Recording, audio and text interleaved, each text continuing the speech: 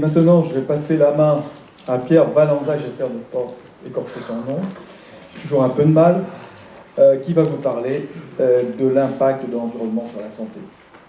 Tout ce qui, effectivement, malheureusement, on sait qu'on est tous entourés par ce genre de choses. Et je lui passe la main tout de suite. Tu prends en direct, je suppose? Oui. Parfait, merci. Bien, bonjour à tous, merci d'être venus.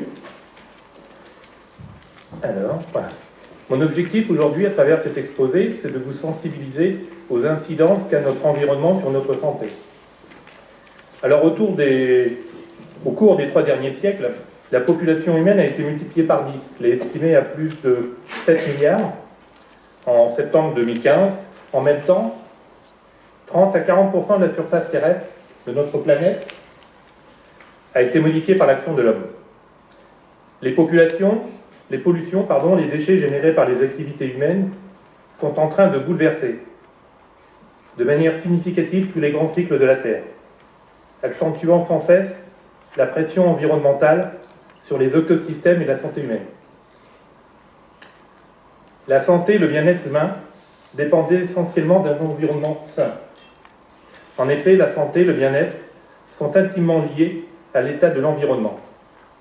Un environnement naturel de bonne qualité est la garantie d'une bonne santé et d'un bien-être à la fois physique, mental et social.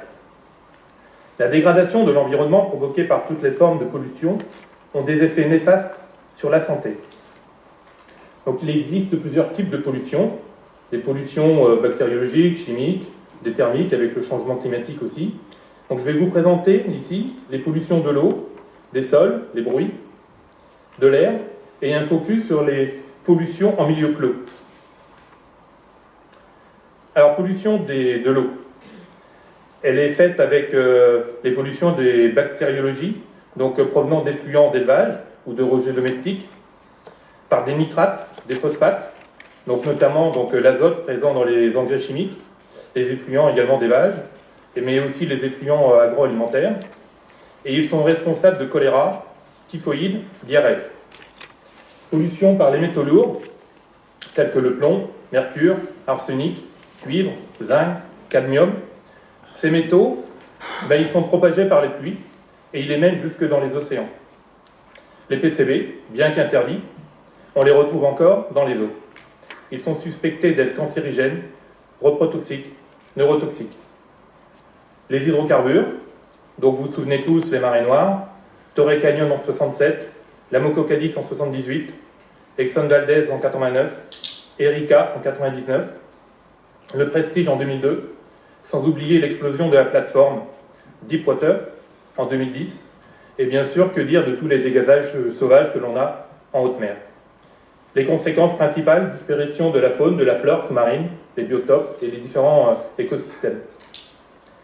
Les pollutions par déchets plastiques.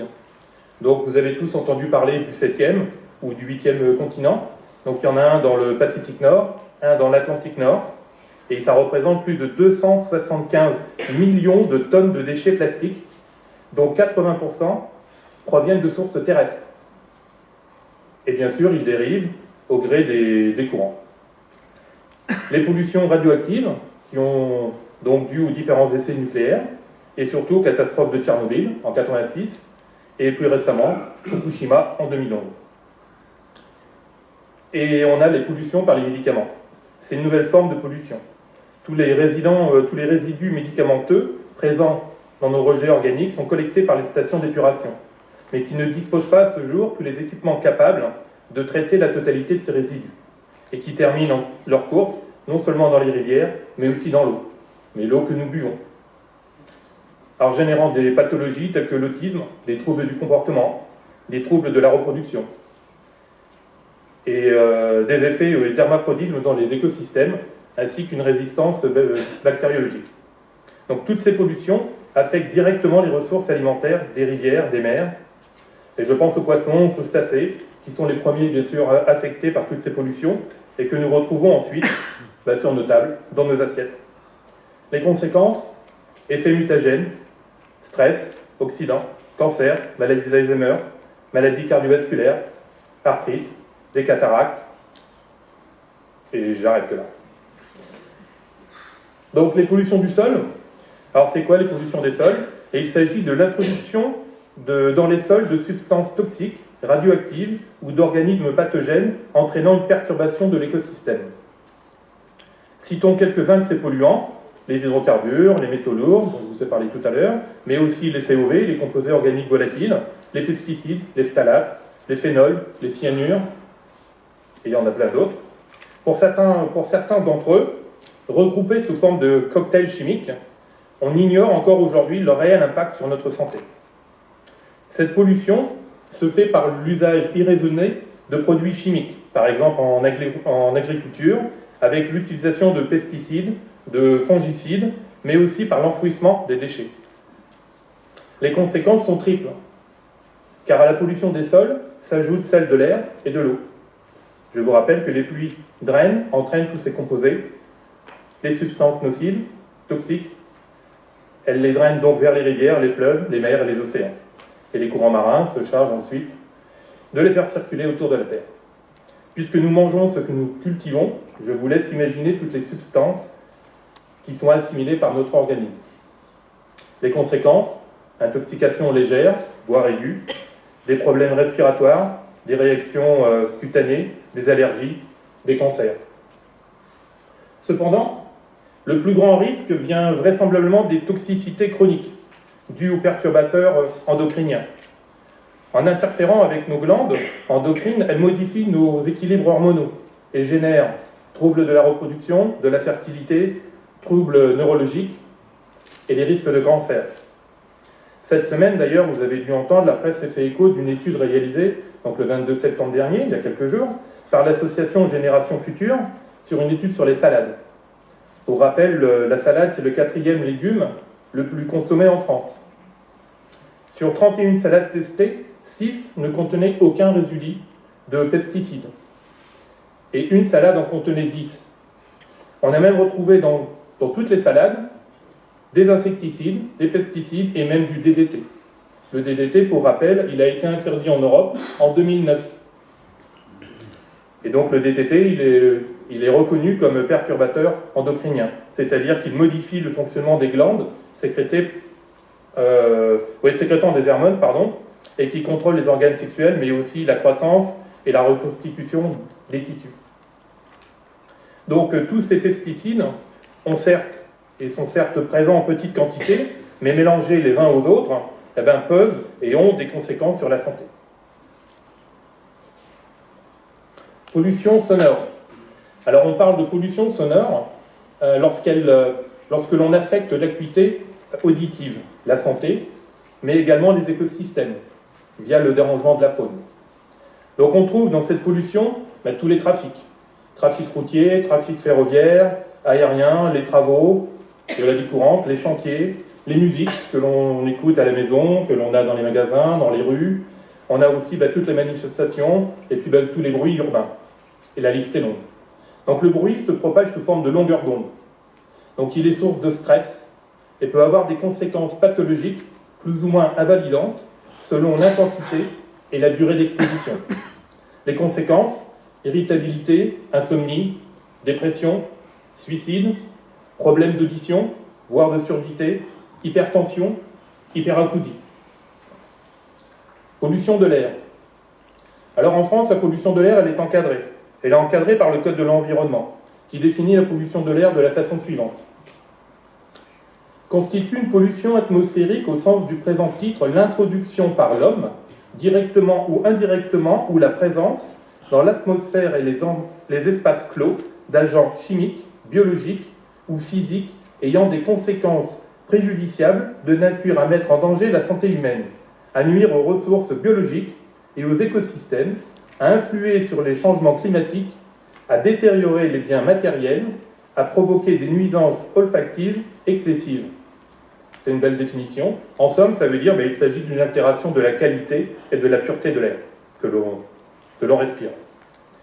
Donc les conséquences, d'après l'OMS, les polluants présents dans l'air seraient responsables de plus de 7 millions de morts prématurées par an, dont la moitié serait due à la pollution intérieure.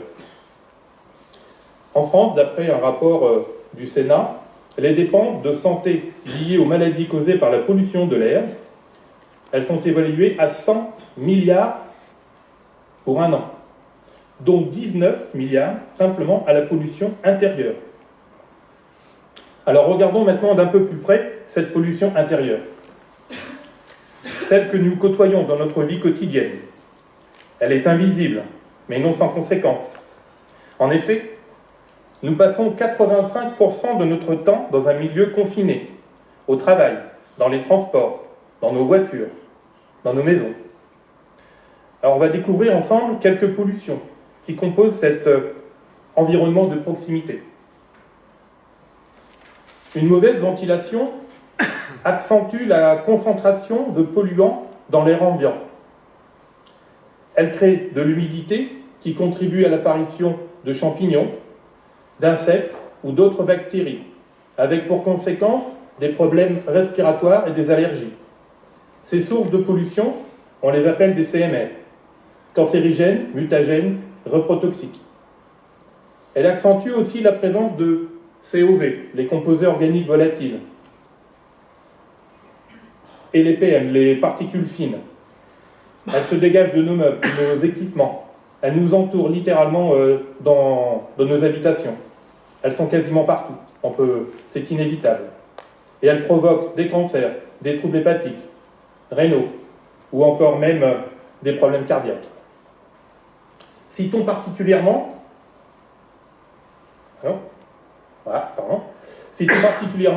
donc, les particules fines, les particules en suspension. Elles pénètrent dans les cellules du corps. En effet, ces particules sont inodores, quasi invisibles et multiples. Les travaux domestiques, réalisés en intérieur, nous exposent à 45% des rejets totaux de particules par an. En comparaison, l'automobile n'en constitue que 7%, sans compter le dernier scandale du constructeur allemand, pour ne pas le citer. Mais comme le montre le schéma, à l'écran ici, vous avez les maladies associées à cette exposition, à ces nanoparticules. Elles sont nombreuses. Elles touchent le cerveau, avec des maladies neurologiques, le système gastro-intestinal, des cancers du côlon, entre autres, le système circulatoire, des artérioscléroses, des thromboses, et la peau, avec des maladies auto-immunes, des dermatites. On trouve aussi donc les produits d'entretien. Ils sont nombreux dans nos placards. Ils ne sont pas sans danger et nous exposent à de multiples risques. Irritations plus ou moins sévères, des voies respiratoires par inhalation, ou des zones oculaires, ou cutanées par des projections. Des pathologies beaucoup plus graves peuvent être constatées, comme des brûlures. Certaines peuvent même être mortelles. Par exemple, celles causées par le dégagement de chlore lors d'un mélange d'une solution acide et d'eau de javel. Les cassettes anti-moustiques, anti-mouches, les diffuseurs de parfum. Voilà, on y arrive. Les diffuseurs, donc... je vais un tout petit peu trop vite. Voilà. Donc les cassettes anti-moustiques, les diffuseurs et parfums, les nettoyants multi-usages, donc peuvent donner aussi naissance à des allergies durables et invalidantes, comme l'asthme. Voilà. Les cosmétiques, donc dans les cosmétiques, on a tout ce qui est savon, les parfums, les eaux de toilette, les lotions, les dentifrices, les déodorants, crèmes à raser, shampoings, mais aussi les lacs, les maquillages, les bains moussants. Ils contiennent tous des substances plus ou moins toxiques et non sans risque. En effet, dans leur composition, on retrouve des agents chimiques, des parfums de synthèse, des conservateurs. Les réactions sont d'ordre allergique ou dermatologique. Les produits alimentaires. Selon nos habitudes alimentaires, nous sommes plus ou moins exposés aux agents chimiques utilisés dans l'industrie agroalimentaire. Citons par exemple les colorants, les exhausteurs de goût ou encore les graisses hydrogénées, saturées, que l'on trouve dans les plats préparés et qui nous exposent à des problèmes de surpoids, à des troubles digestifs ou à des réactions allergiques. On peut citer également les OGM et les pesticides. Pour information, les fruits et les légumes, 50% de nos fruits et légumes contiennent des pesticides. Donc ils sont bien sûr nombreux. Alors les impacts présumés sur notre santé, on a des risques de toxicité, des risques infectieux indirects, des pathologies auto-immunes, on a des risques immunitaires et on a aussi des risques cancérigènes. Les champs et les ondes électromagnétiques. Alors, je vous rappelle que tout ça, c'est dans nos habitations. Hein. Les ondes électromagnétiques. Donc, on qualifie de pollution électromagnétique l'ensemble des champs électriques et magnétiques. On vit au cœur même de toutes ces ondes. Elles sont émises par les antennes relais, les Bluetooth qu'on a à la maison sur nos téléphones, les Wi-Fi, les smartphones, les tablettes, les home cinéma avec les Bluetooth, les télécommandes en tout genre, les appareils électriques. Les conséquences, elles sont d'autant plus nombreuses et d'autant plus importantes que le temps d'exposition est long. Surdité, addiction causée par des utilisations abusives, des cas de leucémie, des cancers du cerveau, cancer du sein, du pancréas, des poumons, des risques d'infarctus, des dépressions, troubles de l'immunité, de la reproduction, la maladie d'Alzheimer, j'ai failli l'oublier. Alors, ces quelques exemples vous montrent que les pollutions portant atteinte à notre santé sont nombreuses et variées. Si nous subissons certaines de ces pollutions, il nous est possible de réagir, de changer nos comportements et de devenir acteurs de notre santé. Alors, je conclurai mon intervention en vous rappelant que la COP21, conférence internationale sur les changements climatiques, aura lieu à Paris du 30 novembre au 11 décembre 2015, et elle doit aboutir à un accord international sur le climat applicable aux 192 pays signataires, et l'objectif est de maintenir le réchauffement mondial en deçà de 2 degrés. Merci.